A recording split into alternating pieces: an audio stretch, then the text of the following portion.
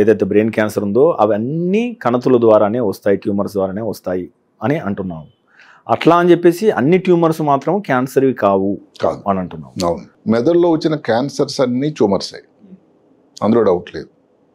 Tumour అనగా ఏమిటంటే మెదడు లోపల సృష్టికర్త తయారు చేసినటువంటి మెదడు తాలూకు సైజు కాకుండా దానిలో కొత్తగా చేసినట్టు ఒక స్పేస్ ఆక్యుపైయింగ్ లీజన్ అంటాం.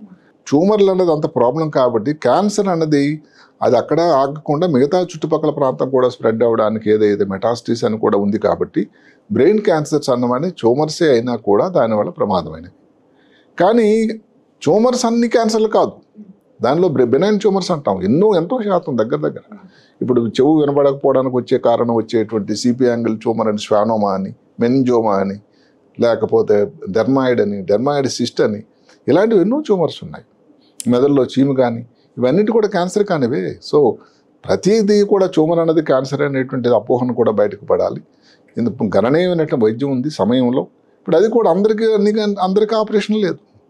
ఇప్పుడు సైన్స్ ప్రగతి ఎంత చెందిందంటే 2 సెంటీమీటర్ల కంటే బ్రెయిన్ ట్యూమర్ కానీ ఉన్నా ఈ మధ్యకాలంలో రేడియేషన్ అనే ఒక ప్రక్రియ వచ్చింది. SRS అని, స్టీరియోటాక్టిక్ రేడియోథెరపీ అని, గామా నైఫ్ అని, అంటే లేకపోతే MR లినాక్ అని, ఇన్ని పరిస్థితులు మీకు మీ దగ్గర ఉంది హైదరాబాద్ నగరంలోనే. మీరు తీసుకునే అదే మందులు, అదే నాణ్యమైన మందులు మెడ్ ప్లస్ బ్రాండ్స్ పై సగం ధరకే.